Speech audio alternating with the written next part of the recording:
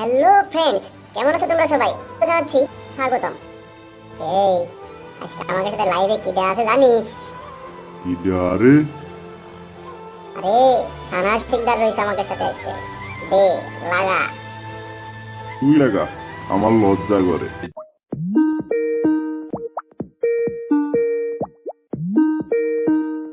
ছানা হাই।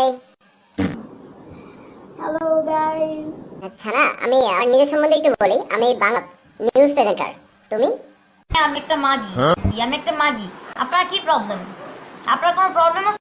না না না না, আমার কোনো সমস্যা নাই। আচ্ছা ছানা, আমরা জানি যে তুমি আসলে কোনো মডেল না, তারপরে শুনলাম তুমি নাকি খুব ভালো ড্যান্স করো। তো আমাদের দর্শকদেরকে তুমি কি একটু ড্যান্স দেখাবে?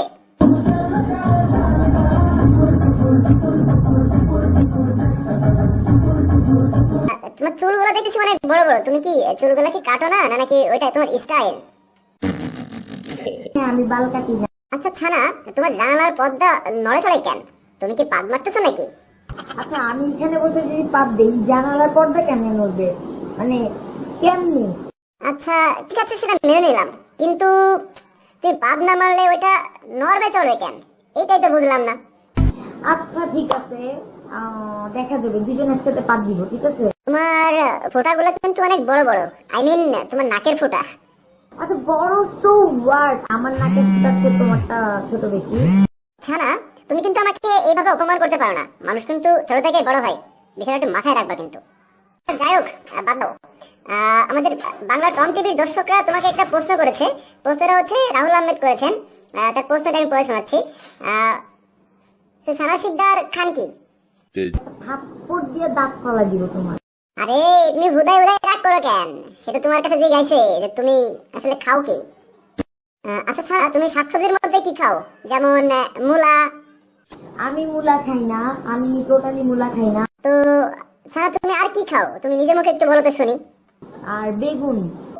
আচ্ছা আচ্ছা, বেগুন। তো কোনটা, দেশি না বিদেশি? এটা আমি দেখি না, বেগুন মোটা আনে না, চিকন আনে, গোলগুলো আনে না, লম্বা গুলো আনে, আমার কাজে লাগে না। ও আচ্ছা আচ্ছা আচ্ছা, ঠিক আছে।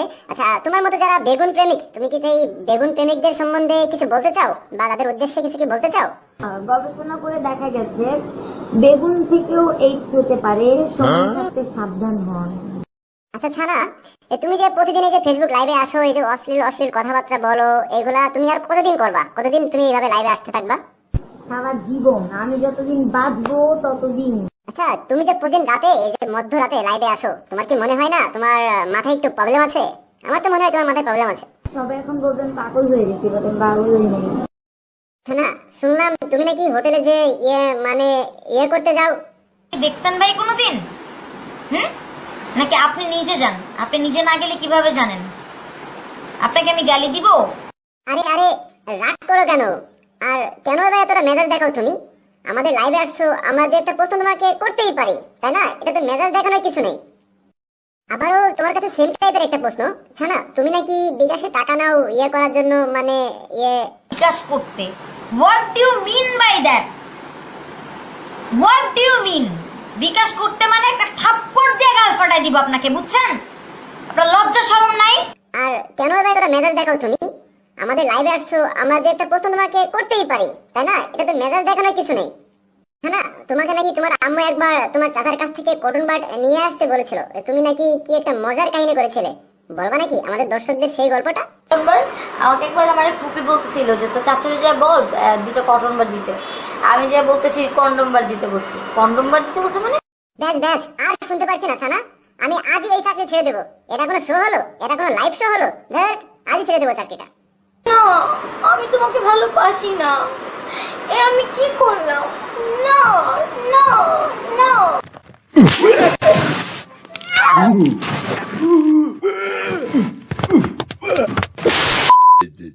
তো ভিউয়ার্স, ভিডিওটি দেখে অবশ্যই আপনাদের ভালো লেগেছে। ভিডিওটি অবশ্যই শেয়ার করবেন আপনার ফেসবুক ওয়ালে। আমাদের চ্যানেলে আরো নতুন নতুন এবং আরো মজার মজার ভিডিও পেতে এখনই সাবস্ক্রাইব করে রাখুন।